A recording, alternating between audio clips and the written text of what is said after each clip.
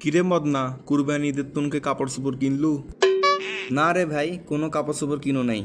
আব্বা কইছে রোজার ঈদত যে কাপড়গুলো কিনিস নু ওই কাপড়গুলো পরে এই ঈদও পার করবে।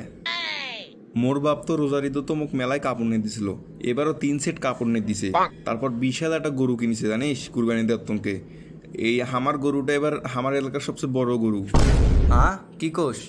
হারা তো প্রত্যেক বছরের মতো কুরবানি দেওয়াতনকে এবছর একটা ছোটোখাটো দিকে ছাগল কিনবো। কেন রে, তোর বাপ কি কিপটা নাকি?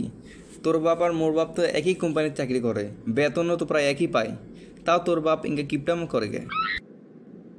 তুই ঠিকই কইছি। দেখো আজকে বাড়িতে যায় আব্বার সাথে এই ব্যাপারে কথা কম।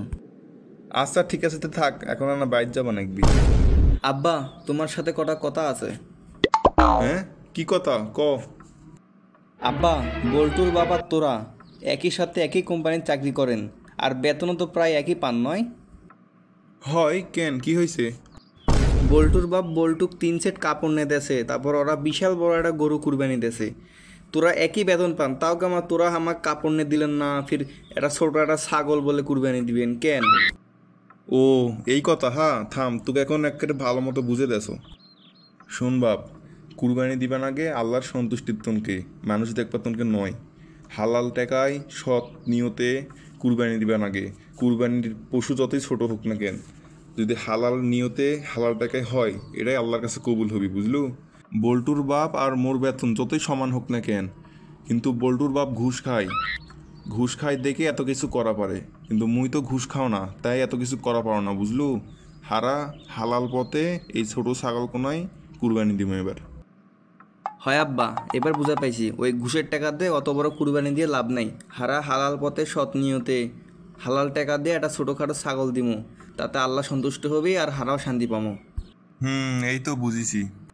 হয় আব্বা, হামা কত কাপড় চোপড় নাক বলায়, তোরা সৎ পথে ইনকাম করো, ওই টাকা দিয়েই যা হয় তাতেই হারা সন্তুষ্ট থাকবো। ঈদের 1 সপ্তাহ পর। কিরে বল্টু, সেই ঈদের 2 দিন আগে দেখা হসলো, তারপরে তো তোর কোনো খবরই নাই। তো ঈদ কেঙ্গা কাটলো? না রে ভাই, ঈদ তেমন ভালো কাটে নাই। কি কোষ ভালো কাটে নাই মানে? এলাকার সবচেয়ে বড় গরু তোরা এবার কুরবানি দিছিলেন, তাও ঈদ ভালো কাটে নাই কেন, কি হয়েছে? আর কোষ নে, ঈদের দিন সকালে মোর ভাই আর মোর ভাইয়ের একটা বন্ধু মোটর সাইকেল নিয়ে নামাজপুর আসার সময় অ্যাক্সিডেন্ট করেছিল রে। তারপরে আর কি মেডিকেল নিয়ে গেছে, এলানে বাড়িতে অশান্তি, ভালো মতো কুরবানি দেওয়া পারি নাই। ও, এটা তো অনেক খারাপ হয়েছে। তে তোর ভাইয়ের এখন কি অবস্থা? হয় এখন না মোটামুটি ভালোই আছে। তে তোর ঈদ কেঙ্কা কাটলো? মোর ঈদ তো ভাই অনেক ভালোই কাটিছে। মোর বড় ভাই, মুই, মোর বাপ 3জনা মিলে হারা ছাগলটা জব করেছি, সবাই মিলে গোস্ত কাটিছি, অনেক মজা হয়েছে।